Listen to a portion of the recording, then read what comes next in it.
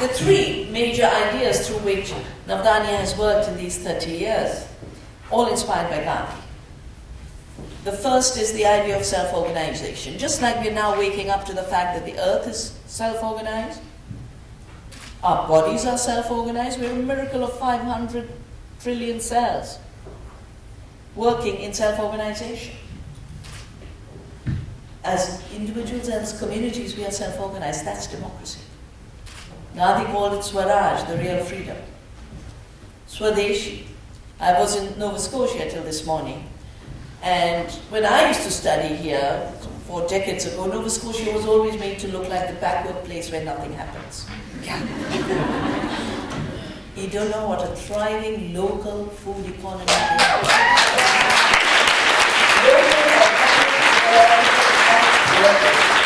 Young people want to come back. Young people want to work on the farms. There's so much excitement and so much pride around creating local food economies. And everyone is applying their intelligence. It is not an abandoned countryside like you would see in Iowa or other parts of the country where GMOs have taken over. The third and most important idea that Gandhi left us with was, as long as the superstition exists that unjust laws must be obeyed, so long will slavery exist. And we are at a time where the new enslavement is through the seed and our food. And it is so very clear that this enslavement, slaves survived in the last slavery.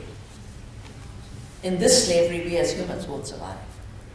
Nor will many other species. The bees are gone.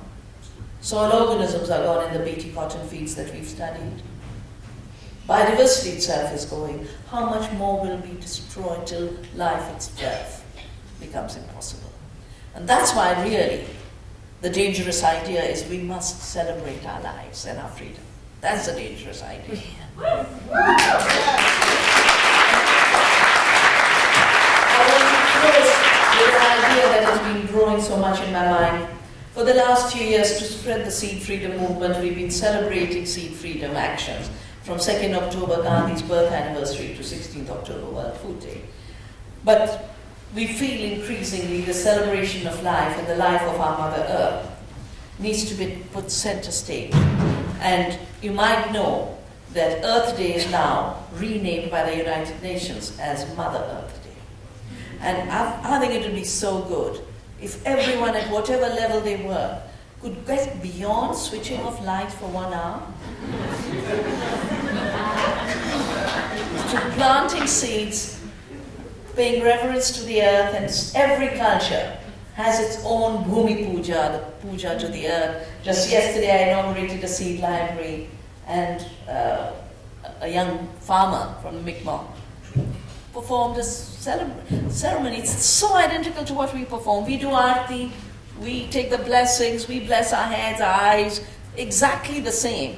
These are such universal practices. So let us begin on 22nd of April next year. And we can carry on action celebrating life through Mother's Day. And get away from the fact that Mother's Day is about bye, bye, bye, bye, bye. Every day now is about bye, bye, bye, bye, bye. To protect and celebrate and make a commitment that this highly criminal and corrupt system that has been evolved through corporate dictatorship, where democracy is now of the corporations, by the corporations, for the corporations, it can only carry on by destroying more and more. And before it's all over, and all we do is mourn, let us celebrate. So I'm so happy Jodi took the initiative, and all the colleagues who have helped have taken the initiative. I'm so happy that those of us who do this work, in spite of everything, we get a joy in it, and that's why we last. The Monsanto lobbyists don't last as long.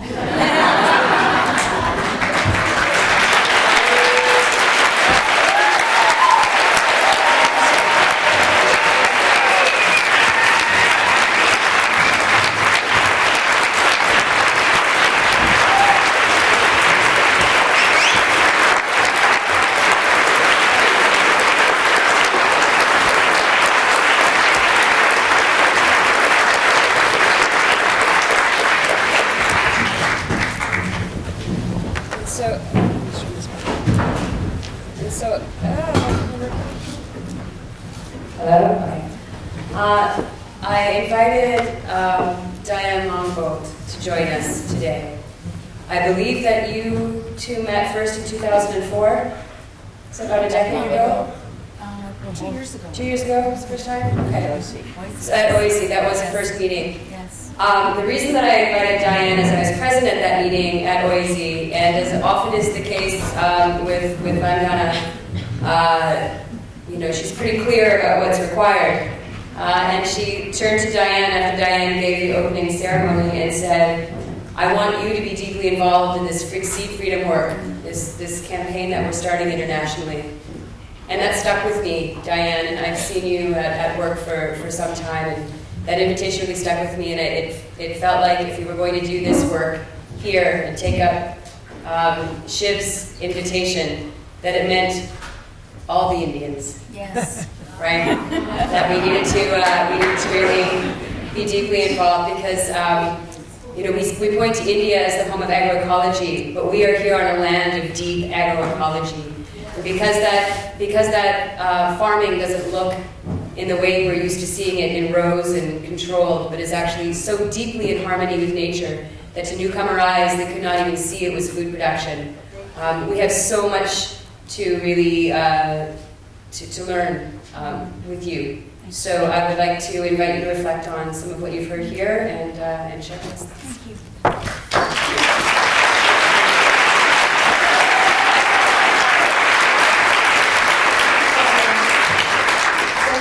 you. To Somewhere Diesel, our creator, for giving us this privileged day to gather here in peace, to share food together, and to share that very special message that Vandana Ji gave to us this evening.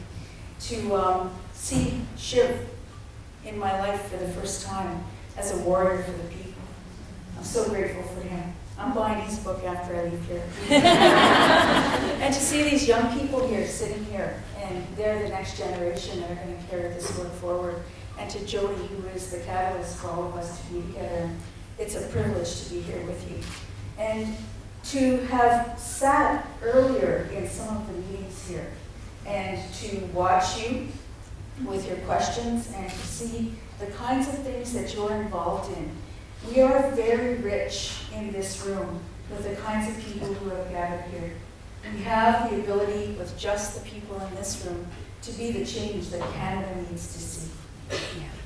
So today I want to really thank Vandana Ji for her message, and I want to focus on something that she said that really struck me, and that was reverence. Reverence. Because our people who have been here since the time of creation have worked with the land. Our natural laws talk about giving back to the land more than what you take. Giving thanks each day as that sun rises, and giving that day to the Creator, and asking the Creator to watch over us and help us. And that sacred connection that we have through our ceremonial life gives us sacred guidance, not just human guidance of human ingenuity, but it gives us sacred guidance. And we know that that's the same for all peoples of the world who live close to the land. And for those of you who are working the land, you feel that when you're out there. You can feel the pulse of the mother. So I want to share with you a teaching about Mother Earth and that great reverence for her. She was created by somewhere Diesel, our creator, and Mother Earth was divine feminine. And as divine feminine, she has that ability to not only pray for us each day, all life forms that are on the earth, but she has that ability to pray for each one of us as human beings, that we will evolve to be the very best that we can be. And despite the things that we do to her with extraction in the oil sands and pollution in the great waters of the earth, and all of the toxins that we continue to put into the earth, she continues to give to us. She is a living being. And in those spring ceremonies, we have ceremonies in the Longhouse where the seeds are sung over and blessed and prayed over before they're planted. And in the old days, those young girls would go out to the gardens, those who had not yet reached their first moon time. And they would walk over those soils and they would sing in bare feet and give gratitude and love to Mother Earth for what she was going to give us in those gardens. You all know the work of Dr. Emoto and the power of prayer to turn toxic waters into something that is clean and that is prayed over, that shows great jewels when they're photographed as ice crystals. The difference between water in Tokyo that comes from the tap, that is gray and murky and foggy looking under the microscope, and is prayed over and given love and gratitude, and then frozen, and those crystals that come out are magnificent. So those elements of prayer and reverence, to give to the land, to give to those sacred seeds, are very important. What is happening here among all of us today, and as you leave here, is that we are creating community. Those who care and love for the land and love the land and work the land are creating community. And that's one of the most powerful things that we can do in this country and in any country in the world, because community is relationship. You have a relationship to each other as human beings, but you also have a relationship to the land. You have a relationship to those seeds. You have a sacred duty to watch over that land and care for it, because in this country, we are all treaty people. Your relatives have come here and have enjoyed this land and your resources that are here. They were all primarily from treaties 1 to 11 given with the concept of sharing the land. But it's not just sharing the land and resources, it's also about caretaking and guardianship of the land. So if you live here in Canada, you have that duty and that responsibility to speak for the land.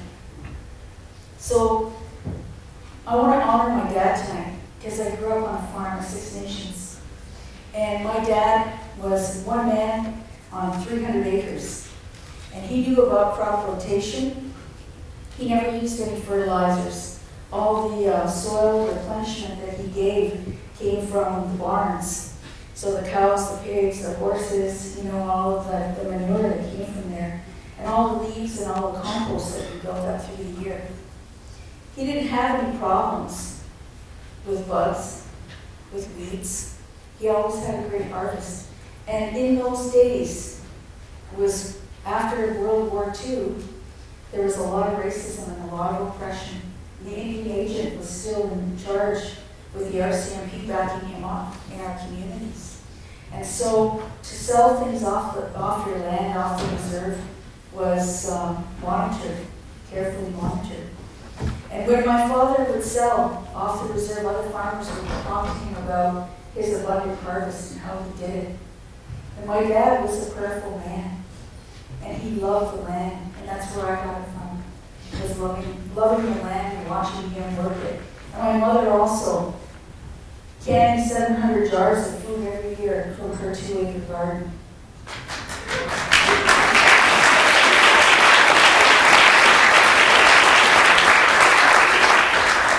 So all of the way that we choose to live is based on values. What do you value in your life?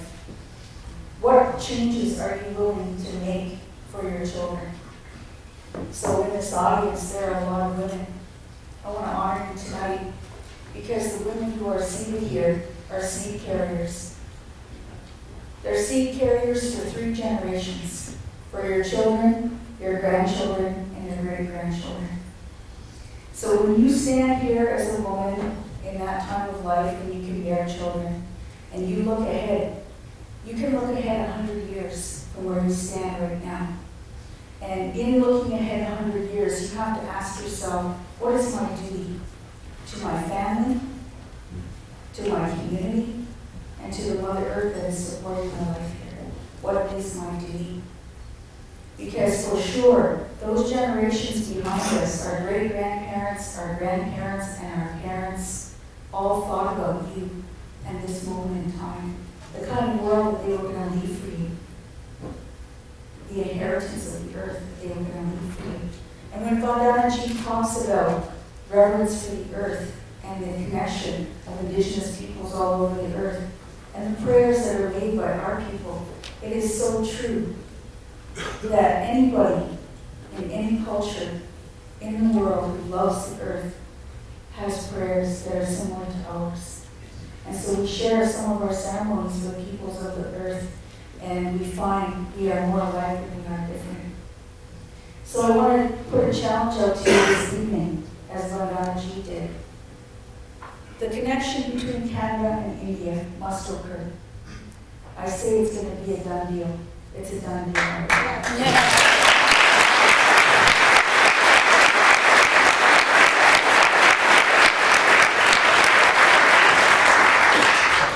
But also a personal challenge.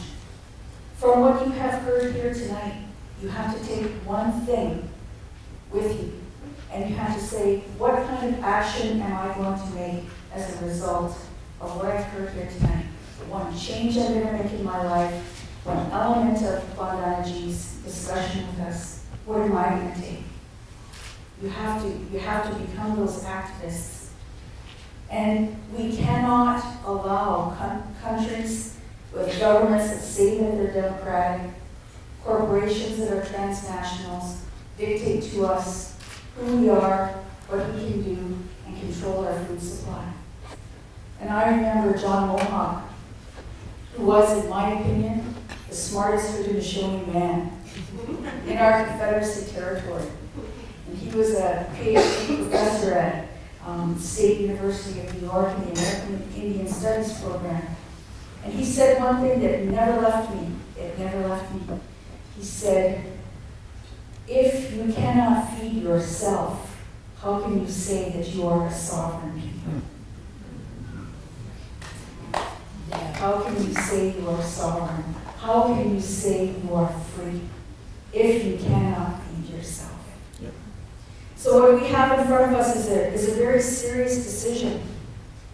For us in this room, we have a serious decision to make, to follow the guidance of Vandana Shiva or not. But I can tell you one thing that I understand to be the truth, is that karma is a very real law. And there is environmental karma. For those companies and those transnationals and those people who feel that they control, that they have money, that the money is their identity, they will face environmental karma. And I know from our ceremonies that one of the things that the spirits tell us is that those people who have fallen in love with creation will always be protected. That's you. That's you. And I also understand one other thing, and that's spiritual karma. That there is a universal spiritual law that affects all of us here. And some of those laws Vandana Shiva talked about when she said these are dangerous ideas. Because those spiritual laws mean that we are all responsible to a higher power, no matter how you call that higher power. And someday, as we transition across the bridge of the Milky Way from this world to the spirit world, we're going to have to account for our actions here. And I can tell you that I made a covenant with the Creator that I would do everything I could so that the children would have a better life than what I had here. That means a big job to turn things around now. But I have no doubt in my mind that we are going to be successful. And I want to thank you for the deep, strong warrior spirits that each of you have to be that change in the world. Thank you.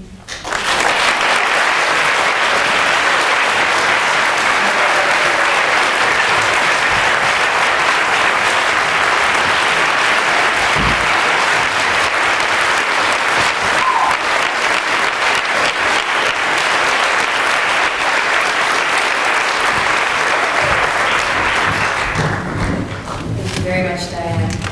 And now it's my pleasure to introduce to you a farmer that some of you know and some of you don't. Hands up if you've seen the Roundup Ready Alfalfa bee video, that cute little bee. That was Nathan's. Nathan is a farmer, he's a father. He is a wonderful spirit and light on this planet, and I have been coaxing him out of his shell a little bit over the last few years. Nathan, to me, is one of those leaders that we really need to lead us right now, and it's his deep commitment to non-hierarchy and his commitment to seeing leadership in each and every one of you that really has had me call on him. And this Beyond Pesticides campaign we're launching, Nathan was my first advisor. We've been talking for about 18 months, meeting and emailing each other and trying to find ways around how do we move this conversation forward that is not an us-them conversation, but really is an inclusive one that sees us all in this together. So I asked Nathan to come today and listen for the day and listen to our elders and then offer some reflections back as a non-rural based return to the land from the city farm. So my pleasure, Nathan Carey.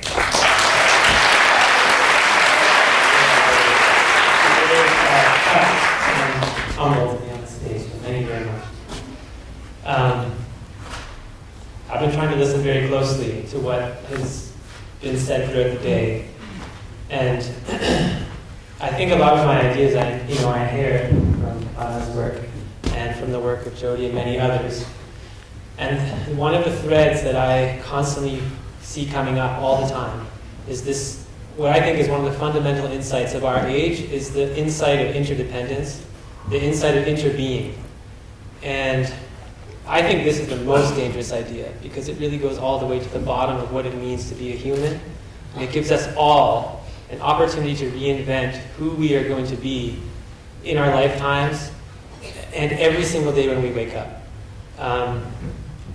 I was born in Oakville. I was trained to be an animator. And at some point I left, I didn't know when it happened, but I left the suburbs and I went through this invisible barrier that was the hermetically sealed world of my childhood. And I was exposed to the world and I realized that there was no future for me in this world if I didn't do something about it, if I didn't change. I didn't know how to do that. There's no roadmap out there. I didn't know what to do. The only thing I knew how to do was draw pictures, which was lovely. But I knew I needed to be able to do more things. So my first response is, well, I'm going to go to a farm somewhere. So I went to an intentional community to learn some new skills so that I could maybe be a little bit more resilient. And it was through that I found farming and my wife and her passion. And that's led me to be a farmer. And farming is truly got me what I wanted. And what I really wanted was a relationship with the earth. And to really connect with and understand what it means to have a relationship with the earth and to love Mother Earth in a really tangible way. And it's a complex relationship. I struggle all the time with the fact that we raise animals and we try to give them the best life possible. We want to allow them to be the animals that they are. We want pigs to root. We want chickens to scratch. We want cows to graze. But at the end of the day, my relationship with that animal also includes death. So my relationship with the earth is complex. And that complexity is part of being human. And I think for too long, the systems that we live in, they do not allow for the kinds of complexity that we need to actually fully express who we are as humans. Every day, we have the opportunity to remake the world. And so when you do make those food choices, don't just make them in an isolated way of that your consumer dollar matters, because it does.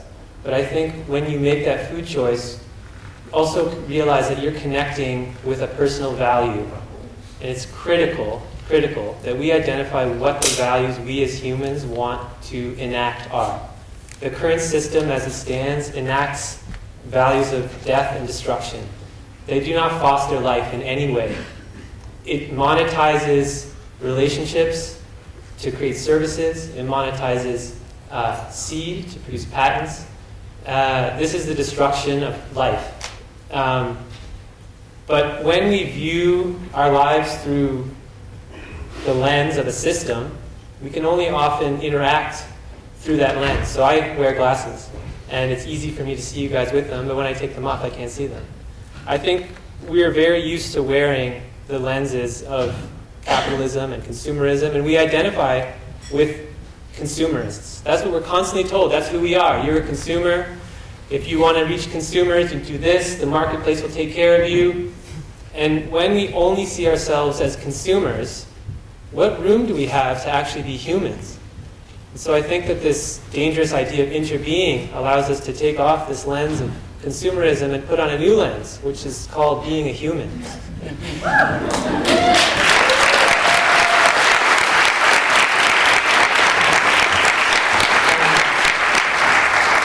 We're all suffering. All of us suffer under this system. We have that in common, if nothing else. And I think there's something else we have in common. And I'm pretty sure that everyone in this room, well, let me just ask this. How many people, raise your hand please, would you say that maybe the two most important values for you that you want in your daily life are peace and happiness? Okay, so I think it's really important that we look around, keep your hands up, and let's just recognize that one of the most fundamental things we want are peace and happiness. We don't actually want money. We don't actually want systems of power. These things are organized to allow us to get peace and happiness. So whenever we have these debates, like around the neonicotinoids, for instance, I notice that we have all the science on our side. We have the political will of the people. We have certain politicians working for us. We have many farmers that are starting to come over to the side of yes, we need to stop this insanity, this insane pesticide that's destroying one of the fundamental components of our ecosystem and our lives, because we're all connected, interbeing, and yet nothing happens. I think it's because we aren't enacting our values enough. And the only way I know how to do that is one day at a time, one action at a time. So I'm committed. I'm clear that I need peace and happiness. That's what I want. So every time I take an action, I check in. Is this getting me to peace and happiness? And if it isn't, I do my best to not do it. And if it does, I make sure that I try and do that. And I think leadership and activism, it's all about building up a muscle, right? So if you go home and make one change, like Diane said, I think that's a great challenge. And I would extend the challenge and say that after you've made that one step, be aware that that first step is just an invitation to take another step. And you will never know that that second step exists until you've taken the first one. And so I do like this idea that it's like building up a muscle. You start with something really small. Maybe it's going to the local farmer's market and making a meal for your family that you really put a lot of effort into, and have them come around and share it with them, and share this meal in love and loving, mindful attention to what is going on with your family, with the food. That's a powerful step. That's building up your muscle called being a human in interrelation to the earth. I think that one of the most dangerous parts of the dangerous idea of interbeing is that all of these systems are human systems. And therefore, if we can transform ourselves as individuals, if we can look inside ourselves and ask, why am I here? What are the gifts that I have to give back for this incredible gift that I have, this miraculous body, this miraculous sky, all of these gifts that I've been given, how can I give back? I think we can connect with those gifts. And I've heard stories today, from Jacob. I was touched by a story that he talked about, how he was saying, for a long time he was really angry, maybe frustrated with the system. He didn't know what to do. He's running around, trying all these different things. Nothing fit until one day he went to a seedy Saturday or to a seed conference, and he saw purple carrots, and he saw these beautiful seeds, and he went home and he said, you know what? I think I can fit here. And I was really inspired by that, because I think it's the story for many of us, where we're searching. Where do we fit? Where do our gifts go? And he found something, and he stuck with it. And his commitment is critical. He stuck with it. Maybe he wanted to quit. But he kept renewing what he was doing. He kept building up that muscle.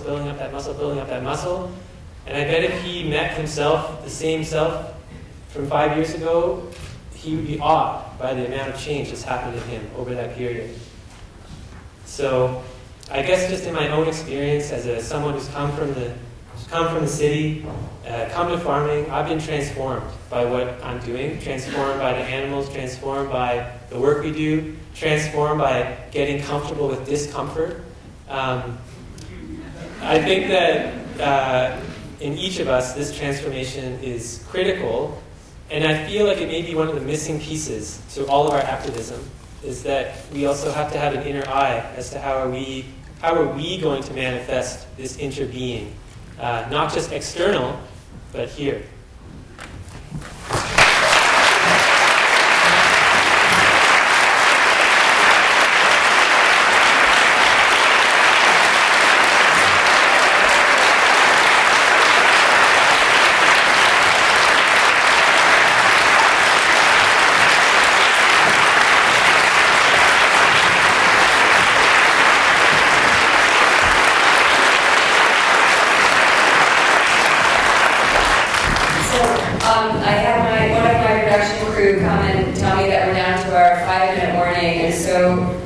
If it's okay with you, Rachel, rather than doing a go through questions, you as the youth representative, we have, I think, pretty much every decade covered.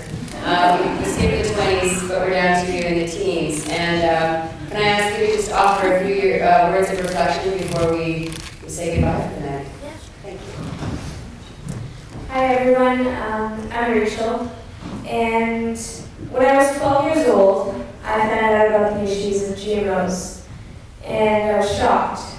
I thought we all lived in a democracy and that we have the freedom to choose what we eat, but of course, that wasn't right. And so I decided to let my entire school know about this. And there's so many issues that we are facing today as the youth. We're facing things like global warming, ocean acidification, the dying off of our bees and butterflies, so many global catastrophes. But I picked GMOs simply because I realized that GMOs were linked to almost every other issue, in some way or another. That's when I knew I had to do something about it. And that's what I encourage each and every one of you to do. After listening to these amazing panelists here, I hope, and I really beg you, please do not go home and do nothing. Because I know many people do. They're inspired, they want to do something, but they don't know what to do. So they think about it, they tell others about it, but it's not enough. We need to take action now. Whether that action be something as simple as telling your neighbor, or hosting an event, or whatever it may be, you have to take action. It gives me so much hope listening to every one of you, because as coming from the youth perspective, it can seem like we're digging ourselves into a tunnel. There's no hope. I'm helpless. I can't help the world. But each and every one of you can. That's what we have to wake up and realize, is that we all have the power to make a change. We just have to believe that we have the power, and we can do absolutely anything.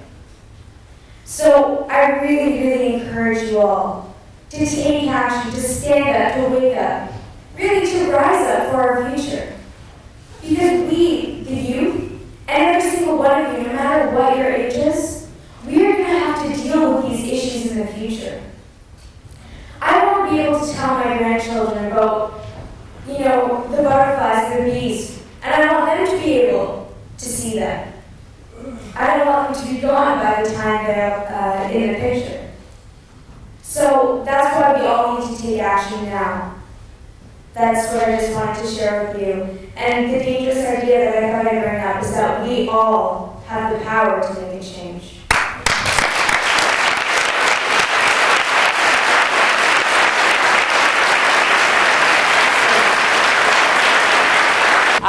I want to say thank you, Vandana Shiva. It has been such a pleasure being under your wing these last couple of years, and I am 100% into Rachel's call to action, and will continue to make myself available to do the work that's needed to be done.